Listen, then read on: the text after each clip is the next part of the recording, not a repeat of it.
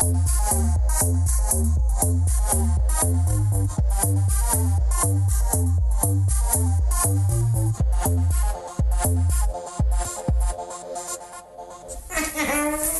ready. Ready? Are we? I guess so. Look at... You know... You know what? This is gonna have to do, pig. Do you know what's funny is that... Speaking of pigs... We talk about goblin mode, and, like, the back area of my room looks like it's in full fucking goblin mode. Fucking goblin mode, bro. Jesus. Hi! Hello. Hi and welcome. Welcome and hello. It's been a minute. It's been a couple minutes. Yeah. This is 30-ish podcast. If you couldn't tell. If you didn't know already. Mm-hmm. Welcome. Yeah, it's been a hot and a cold. It's been fucking cold today. Minute. I know. Without did Fort a New York minute. Did Fort Collins close? Like the school's not like the town. I was like, what? Oh, I don't know. Was it that snowy? I feel like a bunch of places in Denver apparently closed today. Yeah, which I thought was hilarious. Oh, I don't fucking know. Dummies. Anyway, you used to call me on my cell phone to tell me when the schools would close. You guys like my sweatshirt? It's a nice segue. Did you like that? I had to shout her out because 'tis the season for a Drake Christmas sweatshirt. I think it's always 'tis the season for a Drake whatever. Speaking of goblin mode, what is this little goblin doing on your lap? I think there's something under your chair that she keeps trying to get to, but I don't know what it is. Girl, what you sniffing down there, you little freak? Who knows? Yeah, how do we do this again? What do we do when you... How are you?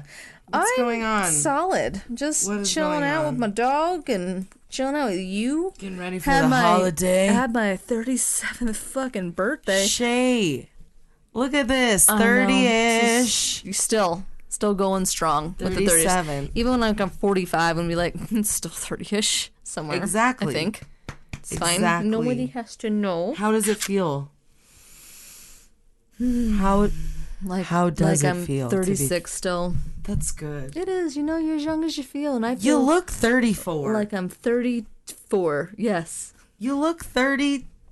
30-ish. I just look 30-ish. And that's fine. I'm happy with 30-ish. Just 20-ish was rough. 20-ish, we don't 20-ish, I didn't know how to drink yet. I wasn't responsible with money. No, you just were like, oh, I just keep going. Yeah, I just keep going until I vomit into my shower, and then I fall down, and then my roommates are like, oh, we thought we heard something at 2 o'clock in the morning. I'm like, you didn't think to check? And they're like, no. I'm like, okay, well, that's... Every weekend. It's 20-ish, it's fine. It'll probably buff out. I'll bounce back. Yeah. And you do. And then you're 30, and you don't bounce back. Like a cat. You don't bounce back from shit. This is like my first hard drink in a couple weeks. Good for you. Look at that. I've been... Not me. Besides when I would like chug wine fourth one today. At an event Stay toxic. that they would give me free wine at. Mm-hmm. I wouldn't chug it, but... I mean, you're a classy broad. Anyway, yeah. 30-ish, man. Well, cheers. Cheers to me. Cheers to your birthday. Tomorrow we get to go to an escape room. Mm-hmm. That's right. I'm excited. We're gonna escape. Maybe. I think that they just take you back and kill you. One. I've been to one once. Are they do you... Aren't there like different themes you can pick? Yes. Or is there like what's the theme? The theme that we did, it was like it's a mafia one. I think it's like you have to solve the murder that happened. Ooh. But like also at the same time the mob is coming for you, which I thought was kind of weird. Or the mafia is coming for you. I don't know what the difference is between the two.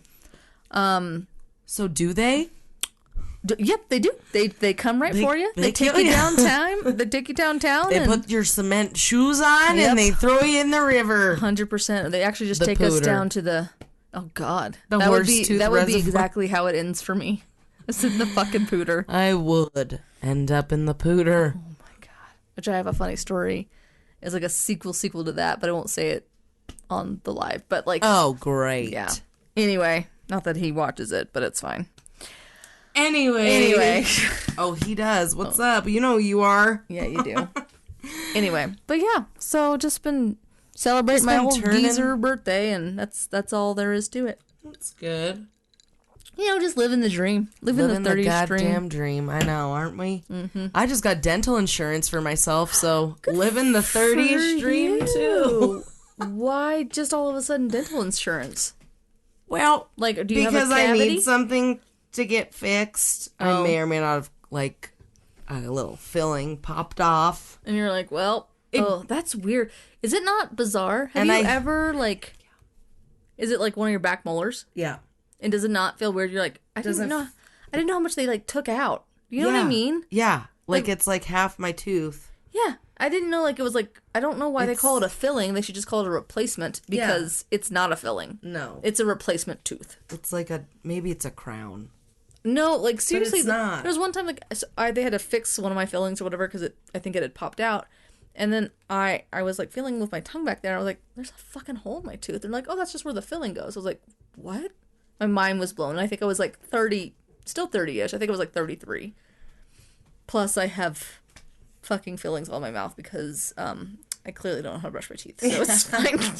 I know, Okay, do you need to go see him? So yeah, that prompted me to be like, I should probably get some dental insurance. And I did. That's a good call. You don't think that they're going to like be like, hey, man, what's with this? Like, you just got this last week and you need like, you're like, can you just take it, please? Yeah, it's fine. You're still getting your money. You're still getting your money. I got it. Yeah. Exactly. So. Well, I highly recommend Shores if you're going to go anywhere. Shores. Not that. Where would you go? Like a that sounds back alley like that retirement home in Florida where they all fuck each other. Shores. What? What's that place called? You guys know what I'm talking about, right? What are you talking about? I need to do a podcast on it, clearly, but we've talked about this before. It's like. But how do you know this place? Because it's like, it's known to the community of people. To what community? I don't know. There's a documentary about it, maybe. And it's like a thing in Florida. It's called like the Tropical fucking Keys or something. Fuck, what is it called? And it's like a retirement community. And they're all swingers. And there's like different colors. It's just like the flamingos and the pineapples in LaPorte, those are the swingers that you go to look out for. Just different colors of buildings? Different color, like, I don't know. They have like different categories of fucking swinger and who knows? Oh my God, I need to look this up. I've never heard of that before. Yeah, that's a real thing, guys. I thought maybe your parents were like interviewing for this place to go down there to live. No.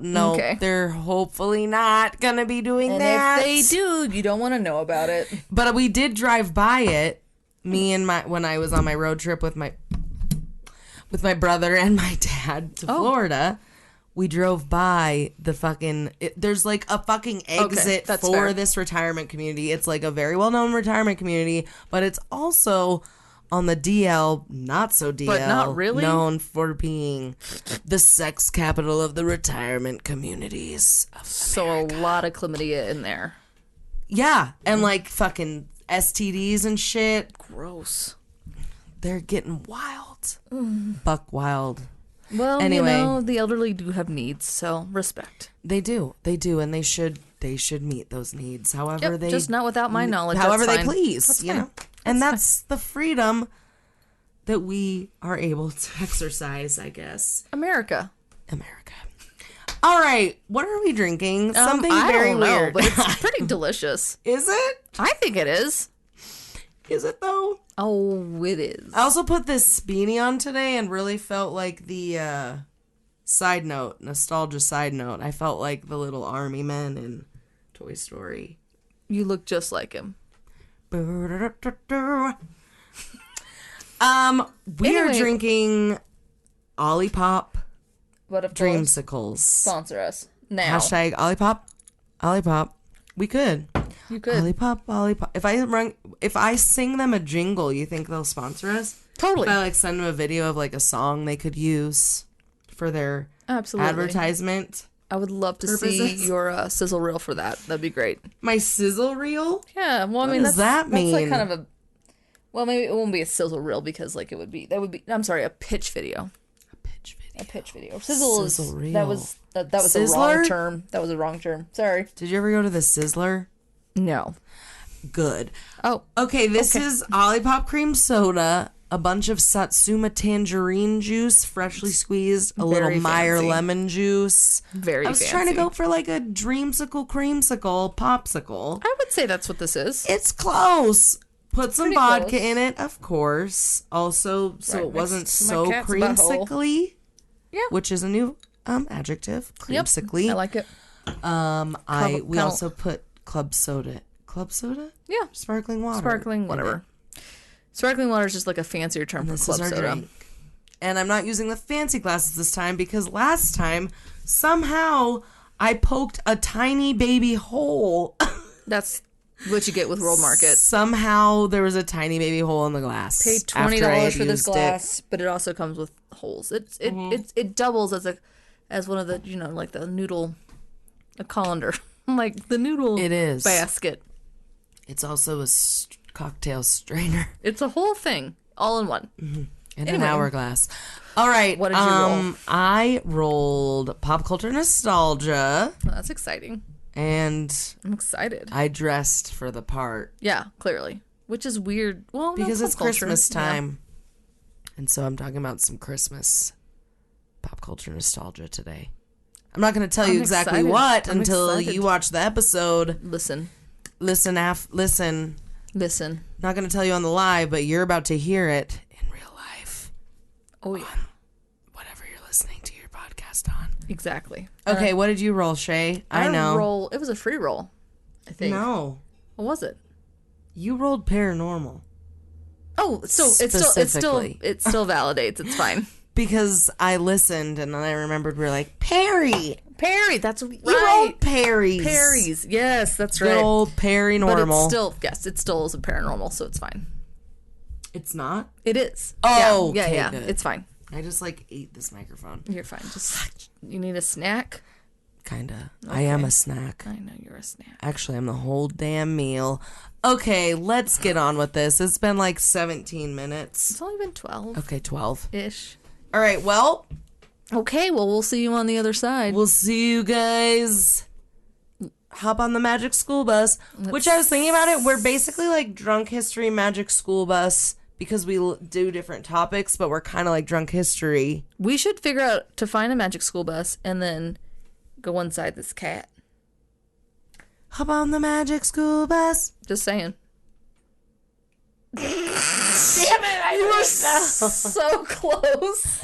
I second guessed myself. You were right there. That was so funny. That was so silly. Here we go. All right, guys and gals and party friends people and foes. Mm-hmm. No foes. Mm-mm. We don't got no foes. I mean, if we had foes. I don't got foes in different area codes. I only got hoes, baby.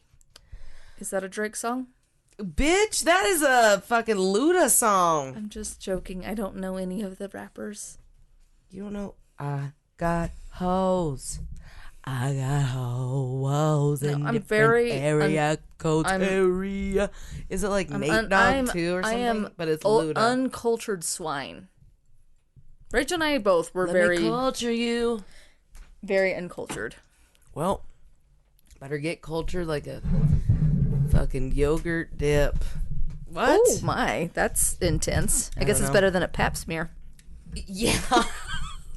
That'd be another way. That would be another way to real culture. Real fucking quick. Get culture. Real fucking quick. Speaking of pap smears. Oh, has everyone gotten your annual? I haven't had one done in 7 years.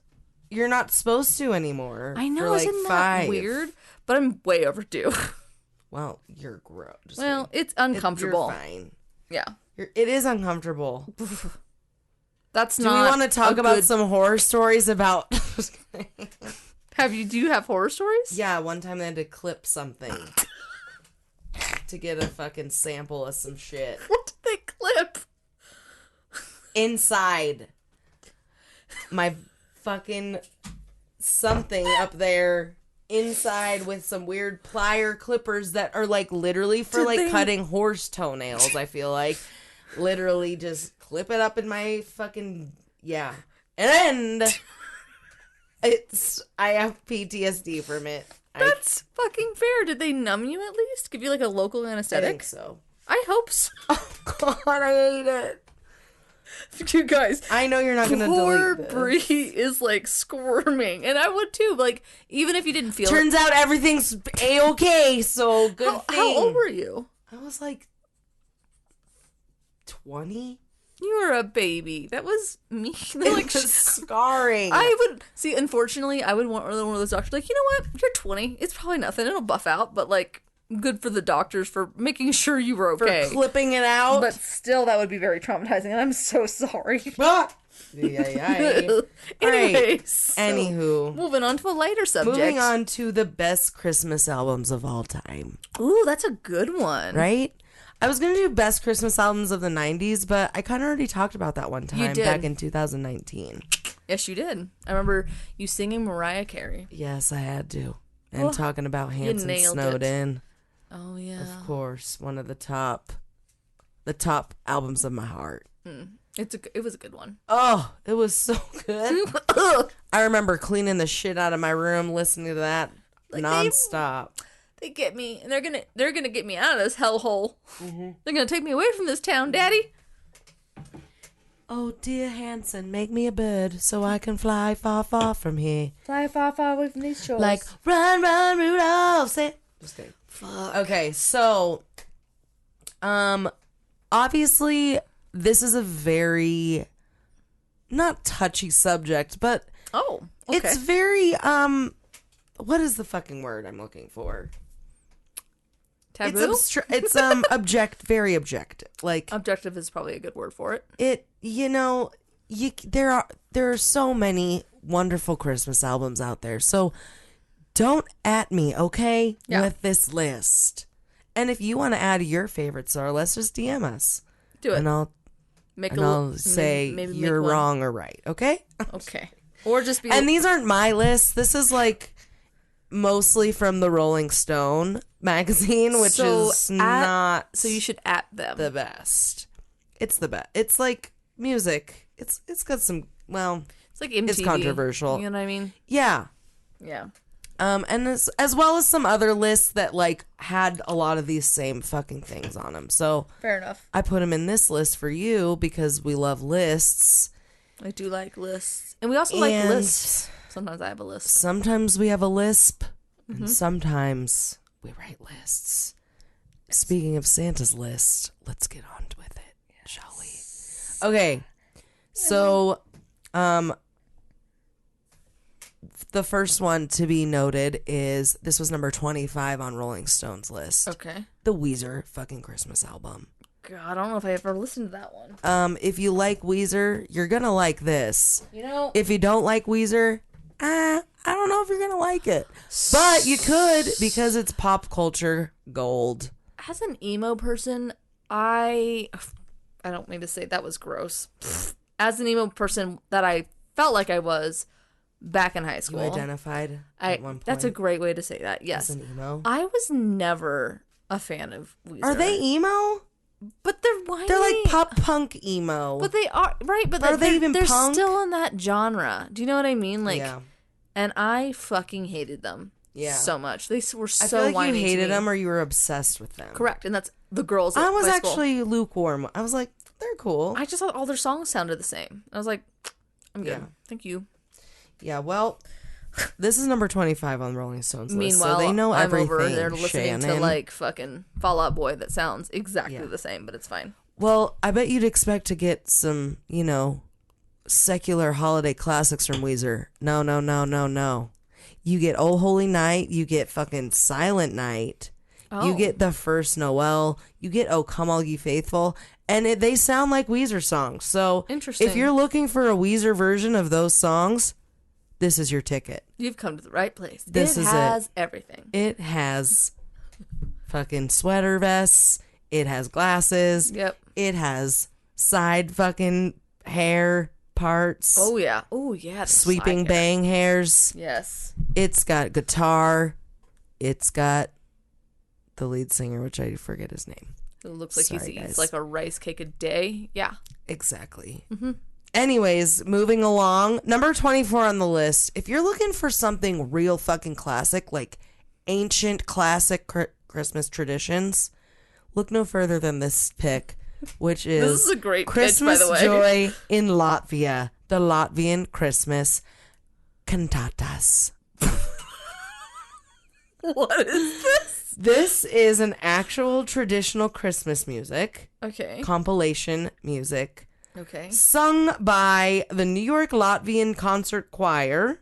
It sounds like something out of which Home is Alone. conducted by a 74-year-old Andres Janssens. Okay. Mixing modern and ancient, Christian and pagan, sung in a clean... Just kidding. I'm sorry, that sounded like a song.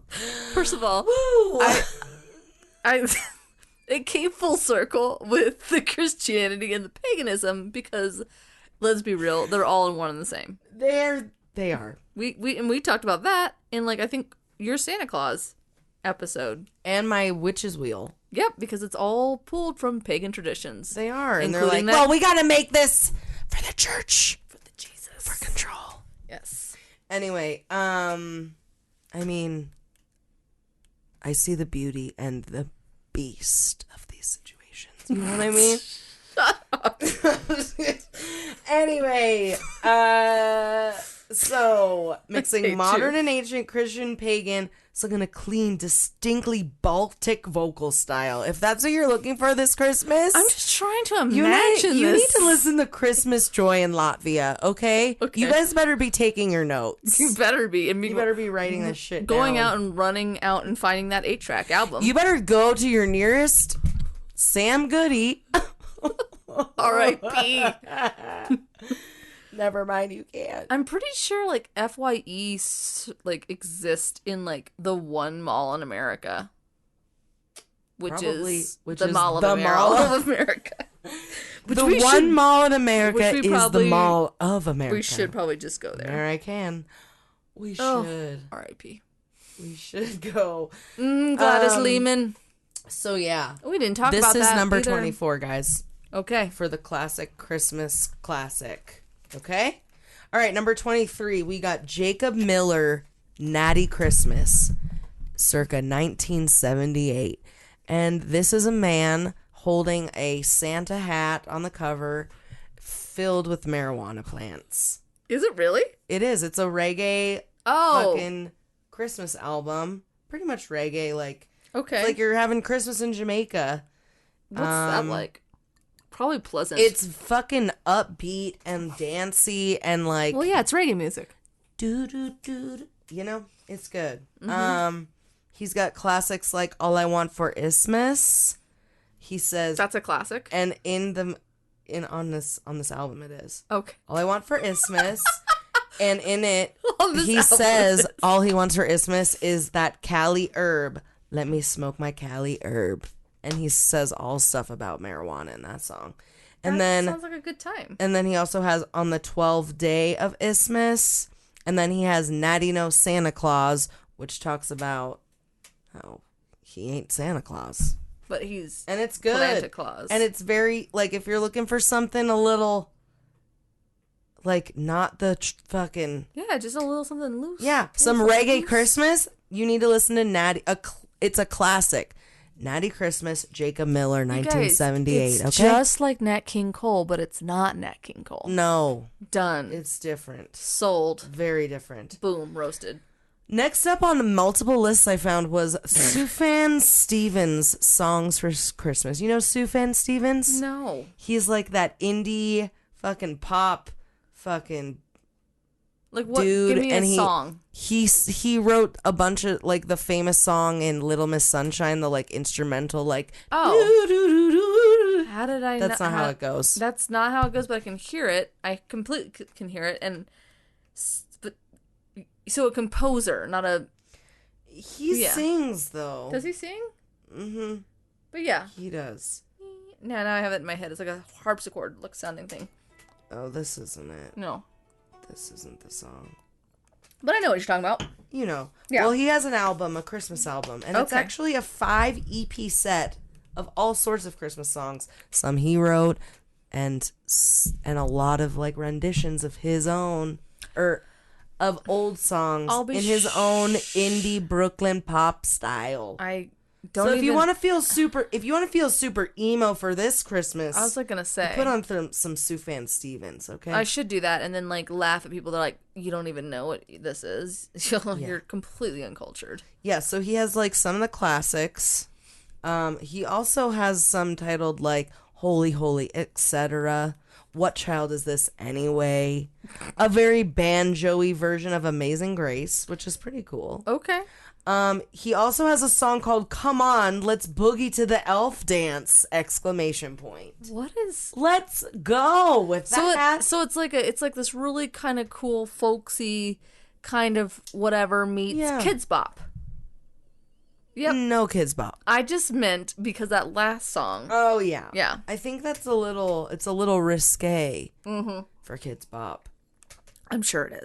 But it's just the title just throws me off. So, anyways, moving along. Number 21 on Rolling Stone's list was Bob Dylan's Christmas in the Heart, which I listened to a couple songs, and if you like Bob Dylan, you're gonna need to listen to this.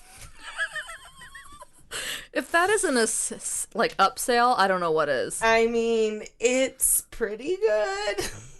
Oh my! I don't believe you. And just for reference, it was recorded in 2009. So old Bobby Dylan singing some Christmas songs. Okay. And I'm gonna leave it at that. We're moving along, but it was number 21. Okay. Next up, we got New Wave Xmas. Just Can't Get Enough. 1996. It's like a compilation of different songs. Okay. Specifically quirky alt pop and oddball UK Christmas singles. Oh, so it's gonna be some good, like some remixes. Did you write that down, guys? New Wave Xmas. So some of the shit ain't on Spotify, so you better dig deep. Remixes of like fucking ABBA songs. Kind of. Let's be real. It has that one song by The Pogues and Christy McCall, Fairy Tale of New York, that's like some like Irish dude singing all sad. Oh, I'll be running out to go get that at Barnes & Noble. That's great. Here, I just need to, you know it and you love it. This sounds very British. This song. This is on it. But do I know that song? Don't get it twisted. Jesus. To be honest, this is one of my least favorite Christmas songs of all time. I don't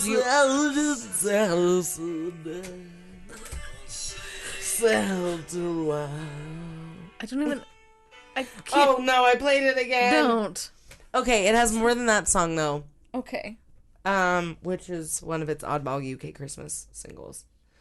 It has the Pretenders' 2,000 Miles on it, which is a Pretenders Christmas song. And it also has instant forgotten classics like Xmas at Kmart by Root Boy Slim and the Sex Change Band. I'm sorry, what? It also has Careless Santa by Monopuff, who Careless Santa spoiled his bank robbing scheme. What the fuck is the Christmas at Kmart about? It's literally about getting shit at Kmart and this dude, Root Boy Slim, basically hype boying him on his own self. Okay. In the song. Sorry. Great. It's good. And Careless Santa, then also One Christmas Catalog by a man named Captain Sensible, a band, sorry. And one of my favorites, Shouldn't Have Given Him a Gun for Christmas by Wall of Voodoo. I wonder how that story ends. Quirky alt pop and oddball UK Christmas singles. Number fucking 20 on the list. Here we go. Shit. Keeping it up. Which I didn't realize this was a whole album. CeeLo Green's CeeLo's Magic Moment. Is that, you know CeeLo Green? He just keeps going, hey, is that all he does? Bitch, that is not CeeLo Green. That is Outcast, you uncultured swine, like you said earlier. Holy shit. CeeLo Green says, fuck you, because he sings that song. He also is known as Gnarls Barkley and was part of Giddy Mob in the 90s. Okay. Giddy Mob? Is that what it is? Yeah. Anyways. Asking clearly the wrong person. I love CeeLo. And when you drive around town with a girl you love, I've said, fuck you. When you don't know who CeeLo Green is, I say fuck you, actually. So he has some nice features on the album. He has Christina Aguilera. He has the Muppets. That's a nice feature. He even has Rod motherfucking Stewart, the trombone shorty, joining him on fucking Merry Christmas, Baby. Oh, sounds very nice. Oh, he even has Straight with No Chaser. You know that like Christmas fucking acapella band?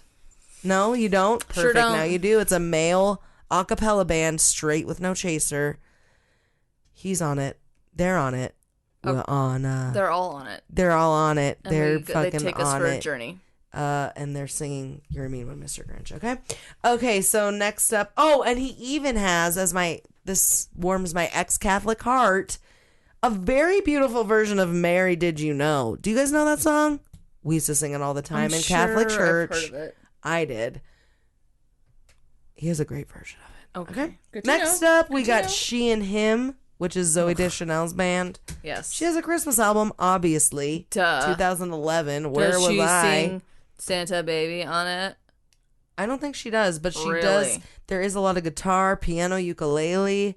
Zoe's ooey gooey creamy voice. Yeah, she does have a pretty creamy voice. Yeah.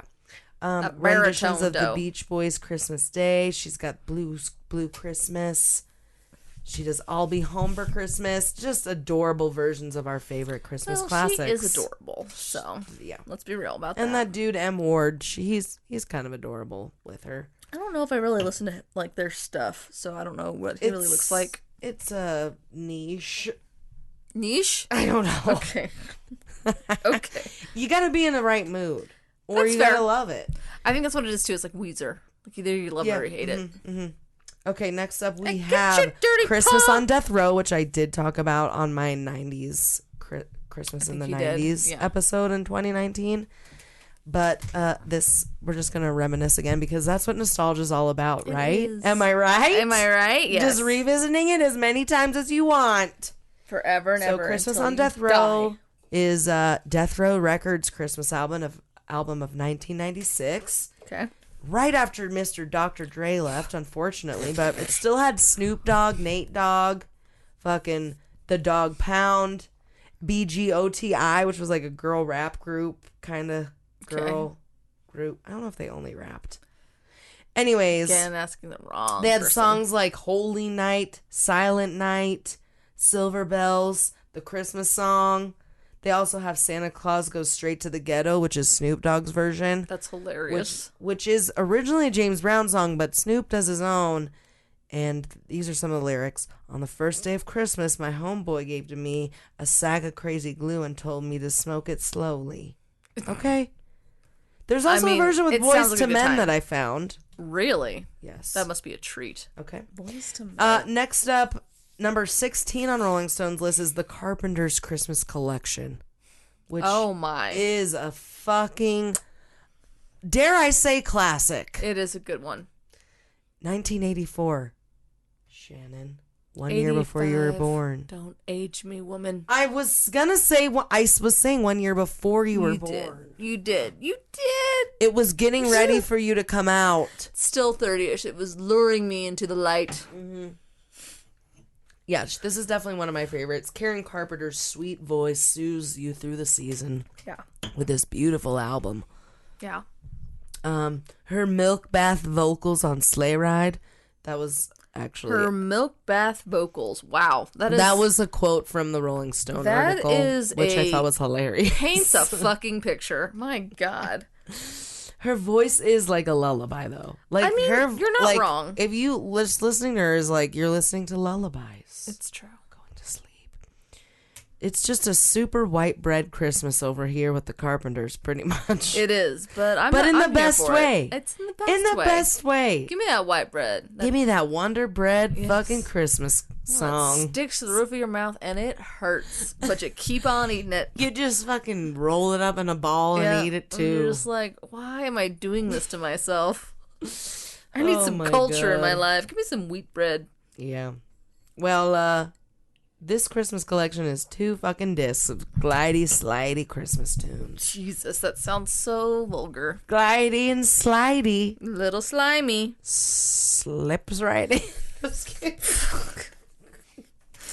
slips right in your ear holes. Right in the ear holes. In and out. All right, out. next up, we got Johnny Cash's Christmas. Christmas with Johnny Cash. I don't think I've ever listened to his Christmas. Yeah, 2003. Oh, wow. Well, these weren't made in 2003. They were like re-released. It was the year that he died, and Sony Legacy released an excellent collection of his songs, his Christmas songs cut between 1962 and 1980. Were they ever released before that? I think so. Was but he they like, just made a no, compilation I can't destroy my image. I don't know for sure. Yeah. That's something a fact checker should do. Austin. Zip it. Anyways, it's basically just like really good Johnny Cash country Christmas. I mean, as you can imagine, it's Johnny Cash singing Christmas songs, but it's not even just him singing Christmas songs. He also has some like heart-wrenching fucking just like poem songs that he just like speaks, and they're like these little stories that he has, and they offer lessons of love, community, and charity. And they're also mixed in on the album. It's pretty sweet. All right, okay. Little Johnny Cash singing some Christmas poems. I can't even imagine that he made that. up. It's so cute. And then also Just a big something teddy bear. very noteworthy about this album is something that Rolling Stone really wanted you to know. Of course. I quote, "Every spoiled little piss pants in America should have to listen to Christmas as we know it, about Cash's poor family in rural Arkansas being thankful for what they were able to give, not what they might get. You little piss pants." Piss pants. I enjoy that word, piss pants. My goodness. You little piss pants. Okay, Rolling Stone, why don't you cool it? Next up, we got A Very Special Christmas from 1987. Okay. Which was an all-star benefit album for the Special Olympics. Oh, well, that's cute. It included a cornucopia of 80s stars like U2, fucking Bruce Springsteen. It had U2's version of Christmas Baby, Please Come Home. Oh, okay. Christmas Baby, Please Come Home. I guess that's the name of it. Bruce Springsteen's live version of Merry Christmas Baby, which we all know and I don't know if we love, but I guess it's on there. They got the Pretenders doing a moving version of Have Yourself a Merry Little Christmas. John Mellencamp, I Saw Mommy Kissing Santa Claus. And Run DMC's classic Christmas in Hollis. Okay. Classics. Clearly. I mean, gems, if you will. I hope you guys are just, writing this ready down, to listen to all these this Christmas car. season. Yep. On your way to Ohio like me. Yep. We'll listen to every single one of these albums. After this podcast. Yes. Anyways, next up, number 13, Frank Sinatra, A Jolly Christmas from Frank Sinatra. With his smoothie, velvety, red and white package tied perfectly with the little bow vocals. Smoking his cigarettes. That's basically what this album is. I love that. It was also released during the same year that Elvis released his Christmas album, which was a little risque. It was Dooley. Yes. Yeah, and he was more like, oh, I'm a little cookie cutter Frank Sinatra. Let me slip this in here. And everyone's That's how he talks. Just talks just like that. Like he smokes. Why am I talking 45 packs of cigarettes a day. He does. And drives a school bus. But it does have Frankie Boy's Have Yourself a Merry Little Christmas. I mean, anything that man sang was amazing. Smoky, smooth voice singing the Christmas waltz, and his version of Jingle Bells. Jingle bells, jingle bells, jingle all the way. Just like that. No, do I sound like him? Every fucking thing that he sang was like, I don't know, it's haunting. Mm-hmm. You ever listen to it's like I think it was called A Year to Remember, or it's A Very Good Year. Maybe. Ugh, probably. I've just listened to all the songs. Fucking haunting and sad. But go on. All right, next up, Bye Bye Frankie Boy. We're moving on to The Ventures Christmas album, which was made in 1965, and it's basically think surfer rockabilly Christmas. Okay? Super fun. That sounds like fun. Like a barrel of fun. It's got all the classics, but like, all the classics, there's like 150 classic Christmas clearly songs. All the classics. All of them, just a couple, 18 of the classics. And it's in like surfer fucking rockabilly tunes. Wipeout, Yeah, I love it. I would be into that. It's a little fun. Mix up. The Ventures Christmas album, okay? Look it up. Got it. Next up, we got Willie Nelson's Pretty Paper, 1979. Great. That's a fucking classic Christmas album. Well, it's fucking Willie Nelson. Willie fucking Nelson. Refined yet comfy renditions that is going to of be a Christmas classics. Sad day. It will be. But he's got a while. He's still got 120 years to go. He's fucking Yoda. Yeah. All that weed, you guys. It'll help. Telling you. It helps him. Maybe. Telling you. Next up, we got Ella Fitzgerald's Ella Wishes You a Swinging Christmas. That's a great one. 1960, that was made. Like, I'm seeing a trend here, like, as we are getting closer and closer to the number ones, the older that they're getting. Yeah, I know. It's true. Yeah. Well, they don't make them like they used to, you know? They fucking don't. I can't wait for more. More. Yeah, so she has her What Are You Doing New Year's Eve, Ella Fitzgerald. Oh my god, that fucking song is so good. It is jazzy, it is snazzy, it's warm and fuzzy. It's all the right things. It's all the things. Her fucking fun and flirty Have Yourself a Merry Little Christmas is on there. Instead of like, Have Yourself a Merry Little Christmas is always like so sad and like, she's like, you know, she's just like upbeat. She's just like, she's amazing. We're fucking having a little party. That's right. She had some other things going on, but that's okay. Yeah, it's fine. It's okay. Next up, we got Soul Christmas, which is all this from 1968. So all the stars of Atlantic Records R&B roster came together for this little set. We got Backdoor Santa by Clarence Carter, who says stuff like, I ain't like old Saint Nick. He don't come but once a year. I come running with my presents every time you call me dear. Oh, damn. Backdoor Santa. Okay. Backdoor Santa. Also has Otis Redding. I mean, who knows? Maybe he was talking about multiple things. About the back door. I don't think so. I mean, in 1968, maybe not. I mean, 1968 but he was just very like, risque. I'm always around, little ladies. And if you're into ass play. He could have been talking about that too. 1968. Drop the cookies off the door, and I'll give you some more. I'll give you some of my whole milk. Like whole milk. Anyway, the whole tube. It also, speaking of white, it has Otis Redding, White Christmas. Oh, okay. Milk, leche de hombre, white Christmas. Anyways, we got Christmas Time by Ray Charles, to name a few. Okay, Soul Christmas, okay? Yes. Look it up. Next, we got Bing Crosby, White Christmas, with classes like Christmas in Killarney. But of course. Melakaliki Maka is that thing to say. I think it's got that one.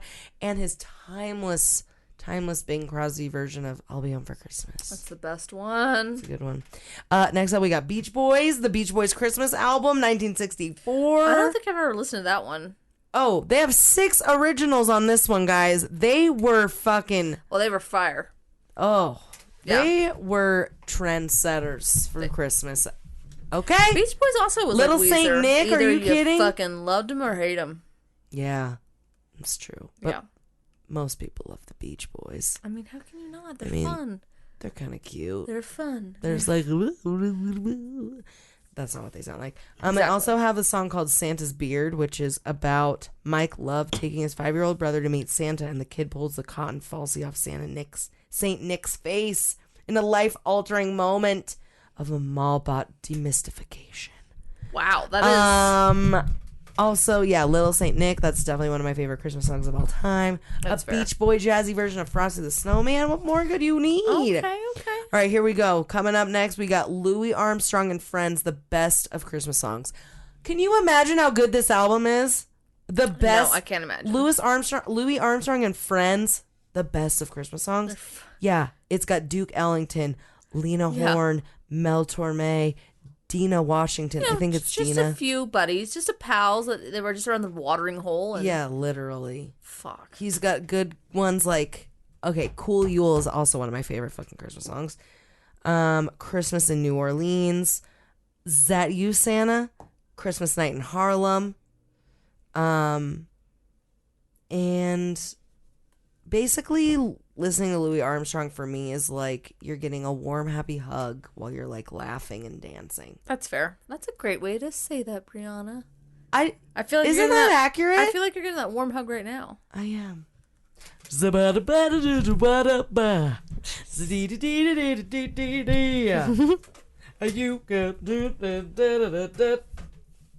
I love Cool Yule. I love that fucking song. Clearly. Have a Yule that's cool. Okay, next up we got A Motown Christmas, 1973. So, Motown in 1973, this is what the fucking album featured, okay? Smokey Robinson and the Miracles, the Supremes, the Jackson 5, Temptations, Marvin Gaye, and Stevie Wonder, to name a few. That's actually pretty much all of the people that were on it. But you can't go wrong with any of their renditions anything. I feel like my parents had that. I think it was like a double CD. I'm pretty sure they had that one. Well, I'm sure they did. Yeah. Next up, we got A Charlie Brown Christmas by... Of course. The Vince Gilardi Trio. Like, jump in your time machine and blast whatever your era of childhood was. What number is that? That's what it is. That's number 4. 100%. That's actually my go-to. Yeah. That and Nutcracker. It makes me feel so warm and safe inside. Oh, I didn't even talk about the Nutcracker on this list, but that's definitely one of mine. That one's kind of like a obvious one, right? Mm-hmm. Like everyone knows that one. But that Charlie Brown one, like that one, like it makes me feel so safe. I know. Ugh. Yeah. It's great. Vince Gilardi Trio, like anything they do is like so nostalgic. It's very nostalgic. And just like, classy Christmas. I just want to be like hanging with my fam or friend, you know, at a little cocktail party. Right. You know? Very, very, very like just that typical 90s whatever movie. Holiday movie. Yes. You're pretending you love each other. But Charlie Brown Christmas, believe it or not, was made in 1965. Yep. It is an oldie but a goodie. Yes, it actually was our favorite one growing up. We always, even though it was like only like maybe 20 minutes. It's a good one. It was like the original Grinch. Oh yeah, for sure. Next up, moving along because I'm at 40 minutes almost. We're almost done with this. Yes. I got James Brown Funky Christmas. That's a good one, obviously. Okay. Elvis Presley's Christmas album, 1957. Which this is just fun to note. Elvis was so revolutionary during the 50s. Irving Berlin, the author of the movie, or the song White Christmas, was so scandalized by Elvis's 1957 version of the song that he tried to get it banned from the radio.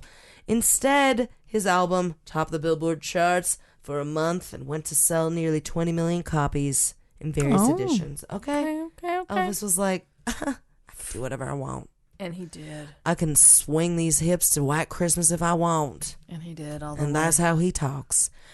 Number 1 fucking best album for Rolling Stone was A Christmas Gift for You from Phil Spector, 1963. Interesting. Which Rolling Stone also named it number 142 on the list of 500 greatest albums of all time, like of general. I've never listened to that. It's got the Ronettes, Darlene Love, the Crystals, 60s Ladies Power with a few dudes sprinkled in there. Okay. It's like... I've never listened to it.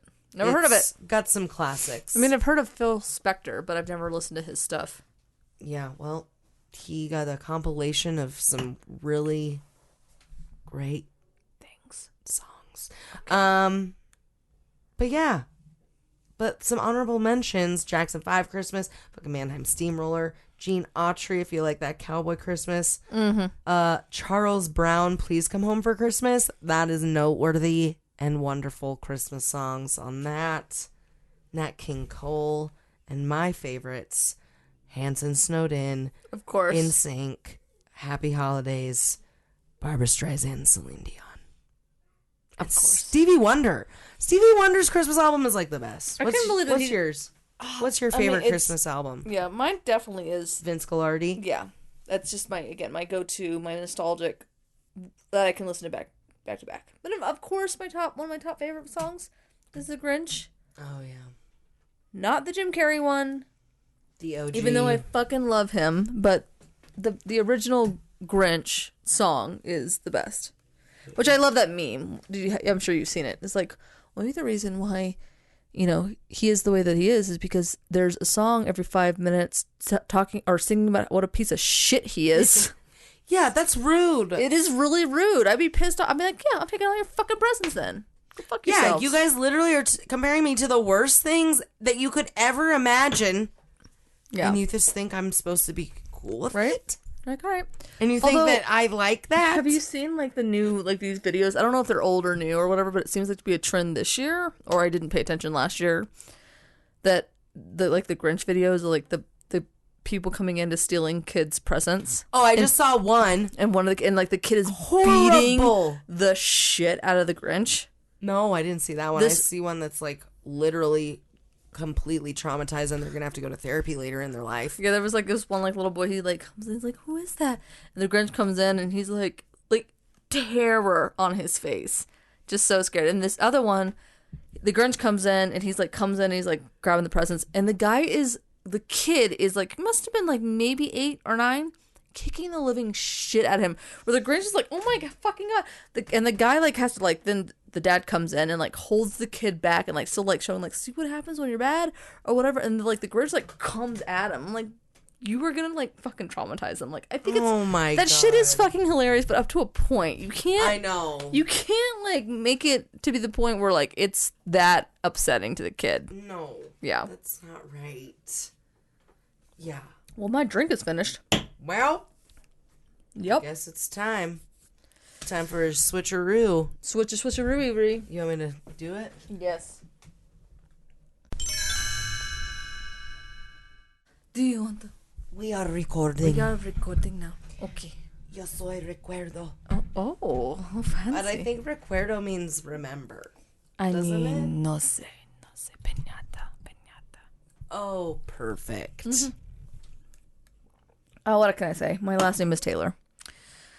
Okay. It's true. It's understandable then. Are you ready? I'm ready for this jelly. Okay, so I thought I rolled free roll, but I do remember now that I did roll parries. Mm-hmm. And I already knew when I rolled that, like, this was all gonna be in the right context anyway. Because I was like, I'm gonna do my shit on some dragons. Nice. They're paranormal. I mean, we all had our favorites. We had Spyro. We had Falkor. My God. Folklore. I was combining the words. It's fine. In all honesty, though, Neverending Story was not one of my favorite movies. I know. It was definitely one of my favorite movies. And in all honesty, I'm gonna straddle this now. The dragon scared the shit out of me when I was little. Yeah. Because he looked like a dog, and it freaked me out. He was huge. And I didn't like it. He kind of had a weird little... Yeah. He had some weird vibes, but... He did, because I think think there was one time he was like... He was like also like screaming in the camera, and it scared the shit out of me. What? Yeah, I didn't like it. Yeah. So, that one. We had Norbert from Harry Potter. Oh, yes. We had... what was the first one you said? Spyro. Who's that? Oh, he was a little... He was Spyro the Dragon from the video game. Little purple dragon. And we had Mushu.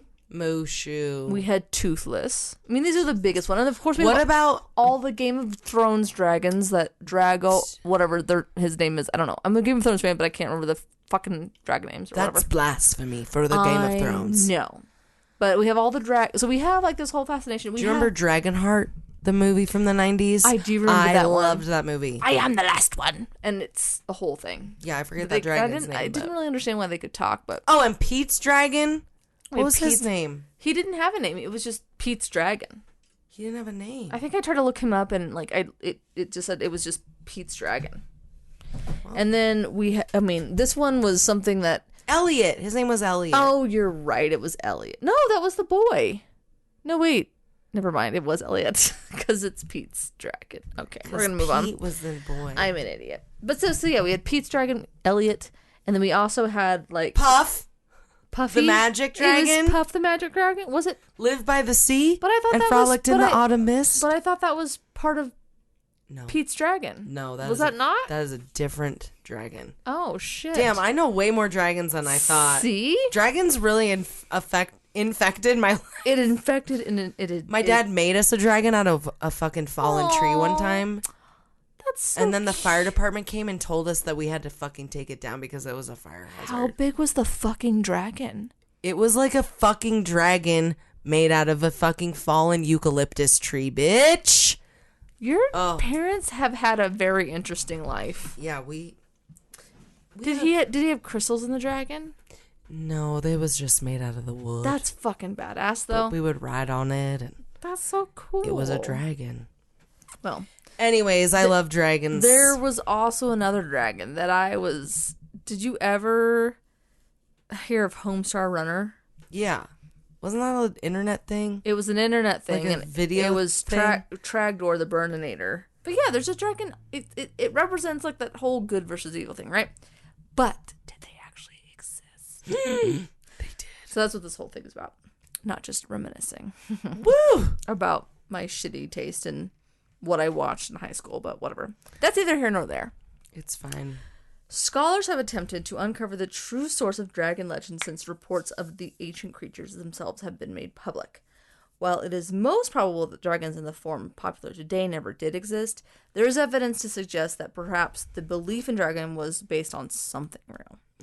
We go to and this is like the origin of the dragon myths, right? So there are numerous theories as to how the dragon myths originated. The most reliable views are inspired by existing creatures, uncovered life forms, and fossil remains. So, let's see. Compared to all the other theories of the origin of dragon myths, the theory can be explained pretty easily.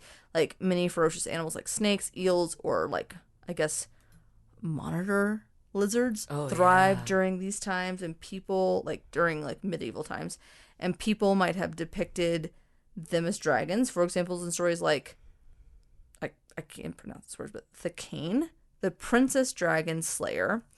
Ooh, what? Which is oh my god, all right, Thacane. I see you. Thacane.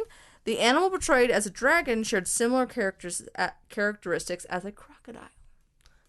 Now I'm going to be taking again. I'm going to be talking about real accounts about the potential existence, not the origins of all of the, because there's 1,000 different origins of where the myths stem from, right? Because there's so many cultures that talk about them, right? Because there's dinosaur fossils all over the place. Mm-hmm. So first obvious theory, dinosaurs. Ancient people may have discovered dinosaur fossils and understandably misinterpreted them as remains of dragons. A Chinese historian from the 4th century BC mislabeled such a fossil in what is now the Sichuan, I'm saying that wrong, so I apologize, province. A fossilized stegosaurus, for example, it was an average 30 feet in length. They were typically 14 feet high and were covered in armor plates and spikes for defense, so kind of like a dragon. There might have been instances when the people of ancient civilizations discovered the fossil remains of dinosaurs and other prehistoric animals, and then used their imagination to create dragon myths and tales.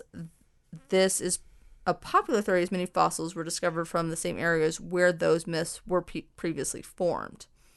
So going deeper into the Nile crocodile, though, native to the sub-Saharan Africa, Nile crocodiles may have had a more extensive range in ancient times, perhaps inspiring European dragon legends by swimming across a Mediterranean to Italy or Greece. Yeah, but a crocodile don't blow fucking fire and have wings. But, at the same time, right. But it's like a game, back then, it's like a fucking game of telephone. It's and fucking, Bill was drunk at the goddamn bar after, because mead was cheaper than, not cheaper, but, cleaner than water. So they're just drinking that all the time. They're like, yeah, I know. Instead of, it was this tiny little baby crocodile I saw. And I was like, well, it also, it was Bill, did you not, you couldn't get away from that little crocodile? No, actually, it wasn't a crocodile. It was 70 feet long. No. And it had wings, leather wings. And then it came at me, and it shook me like a dog. It's, right? This is written survival in the scribes. Of the fittest, and right? Like, and they're like, I'm gonna fucking carve this on the fucking wall. Like, you know what I mean? Like, they had to, like, and they're probably, like competing for, like, women. Like, they're just have to be, like, this man's, like, you know what I mean? Fucking. I know what we should make a fucking romantic comedy about men in the, when is this? Medieval? Yeah. Earlier? Right. Because that's times. When a lot of these myths kind of. And when the dragons were foretold. Right? And then, anyway. And then I fought the dragon, and I got, what's her name? Martha. I got Martha. Guinevere. I got Guinevere, and, like, this bitch was like, I can't get it. You know what I mean? Like, so it's, I would imagine they have to, like, one-up each other all the fucking time to either gain, you know, just so either they're not going to get killed. That's a very great theory. I know, isn't it? I love it. I'm making it up because I'm a little intoxicated. I might have to get another beer in me. It is convincing. I feel like I'm giving you, like, a middle school. You're like a dragon historian. Assignment right now, and I'm like, I'm winging it, but you're buying it. Winging it? Yeah, winging it. Whoop, whoop. Dragon wings? Leather winging it. Little chicken wang. Ain't no thing but a dragon wang, bitch. All right. Mm-hmm. Exactly. So, they are among the Nile crocodile. They are among the largest of all crocodile species, with mature individuals reaching up to 18 feet in length, which it's fucking massive. And, oh my god, that's scary. And again, like, they don't have photographs, they don't have anything, and if you just, like, see something out of the corner of your fucking eye, they're like, it probably has wings underneath the water. Totally. Totally. They're all drunk all the time. That's why they only live to, like, 33. Right. Heard that. And unlike most others, they are capable of movement called the high walk. So, like, crocodiles compared to alligators, you know how they're, like, more squatted down. And, like, if you've ever seen, like, a fucking an African crocodile, like, when they stand up, like, it's fucking frightening. Yeah. What? Yeah. In which the trunk is elevated from the, like, this is the They're probably bigger back then, too. Right? Like, you would have to think that they had way more food. 100% they were probably, like, I would imagine, like, at that point in time, if they could get to 18 feet. I don't know what they can get to now. It's still pretty fucking insane. And they don't have the fucking internet, so they don't have anything to compare to that shit. They're like, that's fucking terrifying. So a giant lumbering croc might be easy to mistake for a dragon, but maybe one has its wings ripped off. I don't know. Or like a baby. The goanna, which I think of Joanna from Rescuers Down Under, baby. Which I actually, it's probably what the goanna, which I never, oh my god, my mind's just blown right now. That's why she's called Joanna. She's a monitor lizard. Did you know that? I didn't know that was the connection, but yeah. I knew she was Joanna and she was a monitor lizard. Some fucking asshole at Disney was just like, why don't we just call her Joanna? They'll put a dick on the fucking cover.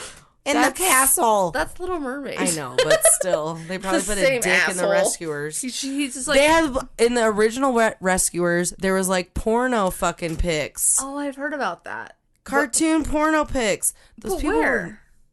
Like in the, like, or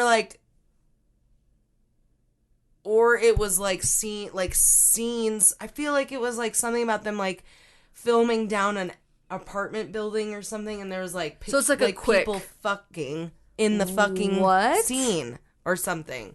Something along those fucking lines. But I guess, like, at the same time, those like, dirty fucking dogs. But they're like, you're gonna have me draw 23 fucking hours a day. This is what you're gonna fucking get. Go fuck yourself, Walt. I'm gonna draw someone getting fucked. Exactly. So he probably encouraged it. He probably did. I heard Walt Disney's quite the... Well, he was a pervert, and he was an asshole, and he was a racist. But I'm giving all of my money to him on March 2023, so coming for you. Yeah. But whatever, they're woke now. You're giving it to him as in his frozen self. You're just gonna be like, I'm gonna go down to the QAnon basement, and I'm gonna give it into his little money slot. That's where the employees have to go. That's where they all give it. That's where their bonus is, and they get to like lick his fucking coffin or whatever. They're like, you get your bonus if you lick my frozen butthole. Yeah, they're like, I am Walt Disney. Deal. You get 5 extra years of life, and they're like, deal, sir. Jesus. So the goanna, anyway. Australia is home to a number of monitor lizards, also referred to as goannas. The large predatory animals have razor-sharp teeth and claws, and they are important figures in traditional Aboriginal folklore. Recent studies have indicated that goannas may produce venom that cause bite victims, like when they bite victims, like in their wounds, to develop infections after an attack.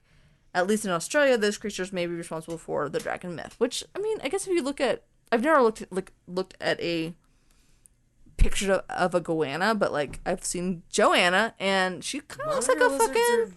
They look kind of like a fucking dragon. They're huge. And like Komodo dragons, like they look. They're like the size of a person. Yeah, they're fucking massive, and they are kind of. They do, and they look like dragons without wings. They're terrifying. Weirdly, whales. Others argue that the discovery of megafauna, new favorite word by the way, I've never heard of the word megafauna. Okay. Which I'm just like, are we a megafauna? And whales are like, megaflora. No, bitch. Wow, Penny. You are a baby. Such as whales prompted stories of dragons. Ancient humans encountering whale bones would have had no way of knowing that the animals were sea-based, and the idea of such, like, gargantuan creatures might well have led to people to assume the whales were predatory, because live whales spend up to 90% of their, like, time underwater. They were poorly understood for most of the human history, which makes sense. Yeah, but I know people were smarter than that. But if you are, like, either in a fear-based culture, and you're like, hey, how do we keep these fuckers in line? Oh, look at these crazy whale bones. The dragons are going to come and get you. Like, and if you are ignorant, like, you don't have access.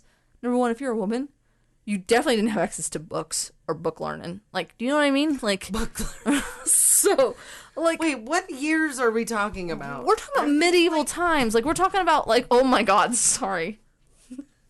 We're talking about, like. I'm thinking about, like, the ancient cultures that, like, thought.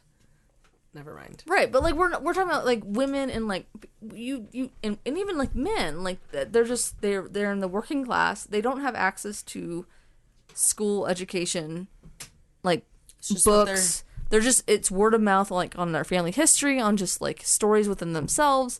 And if you come across a big fucking giant bone and have no knowledge about anything else in the outside world, your mind's gonna kind of go like, oh my God, like this. Look at this crazy. That's how urban legends are started. So, it's not a far fetch. No. Another one is actually the human brain. The most fascinating explanation involves an unexpected animal, the human. In his book, An Instinct for Dragons, David E. Jones, love his name by the way because I can pronounce it. Good job. Argues that belief in dragons is so widespread among ancient cultures because evolution embedded the innate fear of predators in the human mind. Just as monkeys have been shown to exhibit a fear of snakes and large cats, Jones hypothesizes that the trait of fearing large predators such as pythons, birds of prey, elephants, has been selected for humans.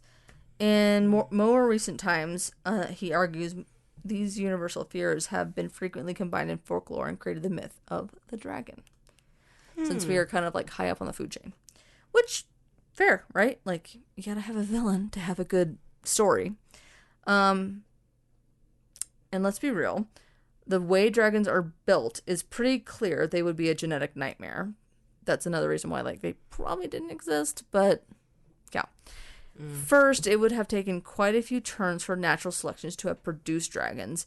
But if you're willing to stretch it a bit, most classic dragon characters do exist in other species. They just don't come in one packaged animal.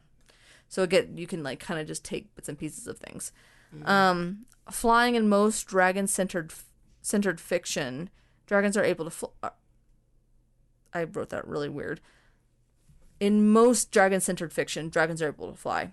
But in reality, flying is like extraordinarily difficult. And the bigger an animal is, the more difficult flying becomes. Take, for example, one of the largest animals to fly, the petriosaur. I'm not going to pretend to pronounce that second part of that word. Okay. It starts with a Q. It's like it's a phonetic nightmare. Perfect. Anyway, so a giant pterodactyl, if you will. Standing as tall as a giraffe, and I'm sure any paleontologist is probably just like, noob. We have a lot of them. We do. We got a lot of them in the fan base. To the Rosskellers out there. I am love you, Ross. all of this wrong. There's a better word for the giant fucking winged animal thing. Yes, it's like Quetzalcoatlus. Perfect. Standing as tall as a giraffe on all fours. It totally is. Can you imagine? All fours? On all fours, standing as tall as a fucking giraffe. Dude, I was admiring how giant the wingspan of an eagle is today. Right? Like, could you imagine a wingspan of a giraffe? Like, fucking just, like, taking flight over you. I would... It would block the sun. It would block a lot of things. Like a fucking house. My aunt's house. It's a nice 1,200 square foot home. This house that I'm sitting in, it would just stand up and be like, I'm going to take your small dog for a snack. I'm going to lift this house with my feet. Where would you like it? Would you like it a tad over a scotch to the left? I'll pick it up, no problem. Anyway. Literally. So, come in handy as tall as a giraffe on all tight moves. 100%. Which, when I go to the fucking zoo, I'm going to be like, fuck. Can you imagine a giraffe with wings? Oh my god, terrifying. Anyway, the Sky Terror it was called a Sky Terror, had a 35-foot wingspan and could probably fly up to 80 miles fucking per hour. Like modern birds, that phonetic nightmare, the giraffe with wings, had a lightweight beak instead of teeth and utilized a system of air sacs within the bones and wing membranes. Yes, very nice, right? Most of the body was trimmed down for maximum aerodynamic efficiency, which it left it looking less like a dragon and more like a giant hairy stork with no tail, but very light. So that's to be light as a feather. Light as a feather. Generally, dragons are depicted with fearsome teeth, long tails, and an assortment of bristly horns, which would all make them quite heavy in the air. To add even more weight, most fantasy dragons also have like a third pair of limbs and the backs to serve as wings. So it's like they have a full ass dinosaur and then just slap some wings on that, which it doesn't. Them on. Like there's no way that would be able to work. Not on Earth. Not on this Earth. Right. There aren't even animals today of like that. Maybe. Who knows? Maybe there might have been one, and it was like no, like Dragonheart. So it's pretty genetically impossible, but who's to say? There could have been some magic portal. I don't know. Who knows? Different fucking frequency. Tackling the fire issue. So fire breath is likely the most magical aspect of the dragon, right? So one that truly sets apart from a fantastical creature, to like a real animal. Real animals may grow scaly and huge, and they may fly, but none have been known to spit flames, except one can shoot acid. The most famous is the bombarder beetle. Those little bugs mix hydrogen peroxide and hydroquinone in special insulated chambers inside their abdomens. The chemical, which I can only... Did you ever watch Starship Troopers? No. So there was a beetle on there, and now I'm realizing this is probably where they got it from, that could like shoot... It like would shoot acid and it would like spark something and it would shoot fire like a dragon. It was so ridiculous. Oh. Anyway, I'm sure that's where they get it from. The chemical reaction releases so much heat that the liquid nearly reaches the boiling point, and a series of tiny explosions. Yes, actual explosions.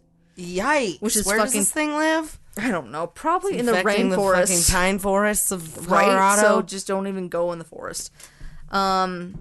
So it sends like noxides, hot liquids spraying out the beetle's abdomen. But perhaps if a beetle can evolve chambers... Sounds spicy. Doesn't it? Like in your butthole. If a beetle can evolve chambers designed to contain explosions, it's not too much of a stretch to reason that our imaginary dragon, perhaps utilizing the system of air sacs discussed before, may be able to store flammable liquid or gas in glands around their mouth and combust them in a fiery defense. Why not? The ability to use the chemical combustion should also theoretically heat the air inside and outside the dragon. Hot air balloons rise by the same principle as heated air rises over cold air, therefore solving maybe the airborne problem. So possibly. But the dragon would need to have specialized internal mechanisms to survive such heat because they would fucking explode. Yeah. So, there was this great article like, sure, let's just play fucking God for a minute and just see how this would work. It won't fucking work because, like, you would need all these little aspects to, like, make it work, and one always outweighs the other. Like, you would have to, like, make it completely non-combustible on the inside, and like, what if it was an alien? Right. Well, I mean, that's species. Not wrong.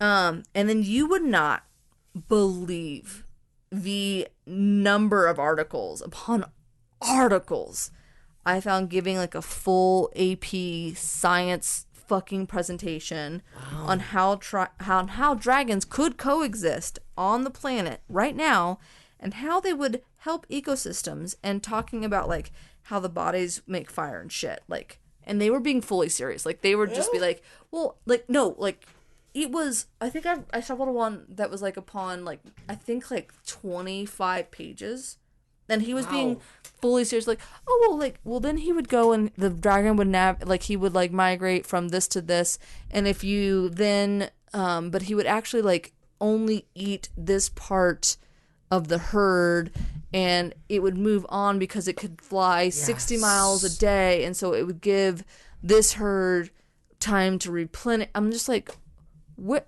is your job, sir? Like, you and take an acid trip and think of you this? Clearly either are somehow getting a hold of a library card and getting and like sprouting your crazy shit or whatever, or you have you're fucking a millionaire and you just are sitting in your house and like just making this shit up. Either way, you win. So good for you. Sounds great. Anyway, that's my small spiel about dragons. I love it. It was a good time. Dragon tales. Fuck. Almost time for dragon tales. I didn't think about dragon tales. Come along and take my hand. Oh, wow. Let's all go to Dragon Land. I used to watch that with little Austin. Wow. See, more dragons, and I didn't think about that one. Everywhere. Fucking dragons. I like them.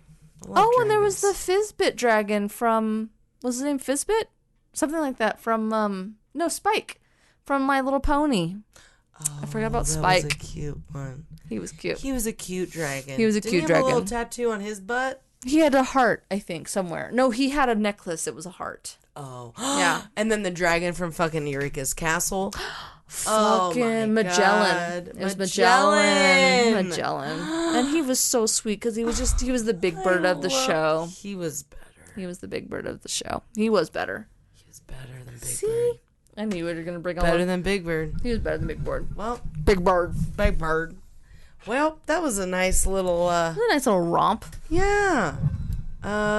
Just in time for the Christmas season. Mm-hmm. It's about to be Christmas when this thing comes out. Mm-hmm. Holy shit. I'm going to be driving to fucking Ohio. When are you guys leaving? Monday. Oh, you'll be... Yeah, it'll drop on Sunday, but... It will. Yes. Don't forget. I won't. Are you kidding? No, I was talking to our audience, not you. Oh, okay. As they're listening to this at the end. I was like, hey, don't forget that we dropped our new episode that you just listened to today. Okay. Hey guys. How you doing? Now it's time to say goodbye. We'll see you real soon. Mm-hmm. I want to create a Mickey Mouse. I like that. Like a send-off. That's a good idea. THU. URD. You are real cool. RY. Wait. IS. RDY. Goodbye. Yes. Why? Because we thank you and we love you. ISH. Get the hell out of here. I don't know. We'll mix it up. Okay, I gotta go to sleep. Yeah, you just kidding. Do. It's fine. It's dude. I have not been smoking as much weed, and I have been having the weirdest dreams. That's weird. I've heard like when you smoke... so vivid. When you're not smoking weed? When I'm not smoking. Oh, well, that's kind of fun then. Yeah. Or is it not Except for you? that they're like... Are they disturbing? Everyone in your elementary school that you had is going to be in your dreams, and you are going to fucking... I don't know, it's just like... That's happened to me, like, it was a couple nights ago when I was just like, where do I know you from? And, like, it's like some weird middle school, like, vague person that I maybe said 2 words to, and, like, they're like a full-ass character in my dream. And I'm like, what is happening right now? Yeah. Oh, I've also had some psychic dreams, speaking of paranormal. Oh. So, first of all, yeah. I had a dream like a couple weeks ago about how I was pulling my teeth out. Then my fucking filling fell out. Then I had a dream about this boy that is like one of my really good friends from high school, Sydney. And I haven't talked to him in like months. Yeah. In my dream, he's like, I don't remember like what we were talking about, but he calls me and he's like, I just remember him being like, just really excited about telling me something and like really happy and whatever. The next day I found out he got engaged to his like longtime girlfriend. Oh. The next day after I had that dream. And then I had a dream about a bunch of mice in my house, and then we just killed a bunch of mice in my house. Too bad, like, you need to, like, dream about, like, winning the lottery. I know. I'm like, why can't they be, like amazing? I'm gonna, that's my next step. I like is, it. like, to start being like, okay, let's dream about some good things. Manifestation, some, like, fucking good. Yeah, so. Anyway, all right. Here we go. It's time to roll the dice, guys. Thank you. We love you. Follow us on Instagram. Tell your friends. Tell your family. Oh. Damn. Is that a shake 'em weight? Maybe. Oh, yeah, girl. Get it. My arms are tired. Shay's shaking the dice to roll. 4. I think that's cooking. Food. Yeah. Cooking Pick it food. up. Just choking. Pick it up. Okay, ready? I'm ready, Freddy. Ready, Freddy. 2. I think that's crime. No. That's not crime? Are you sure? My thing is not working. Shit. Oh, no. You guys, what's number 2? There it goes. Text us. Text us, you idiot. That's so funny. What'd you roll? I rolled a 2. It's crime. You did? You lucky dog. It's crime? I haven't rolled crime in a while. I rolled history. Nice. A crime history? That's gonna be That's gonna be a good one. It's gonna be a good one. All right, guys. Well, I guess we'll catch you on the flip side next time. Probably next year. Well, yeah, next year. It'll be next year. Well, it's been a great year, and next year is gonna be even fucking greater. It's gonna be even better, you guys. You guys get ready for us. Better buckle up. You better fucking strap yourselves in. We've heard this before. Strap yourselves down. Strap yourselves down. Because it's coming. It's coming. Yeah. All right? Yep. You're going to have to get down there. Sorry. I'm going to get down there and I'm going to get it. Get it real. Get it off. Get it. Oh, my. Get it. Okay. I'm going to shut it off.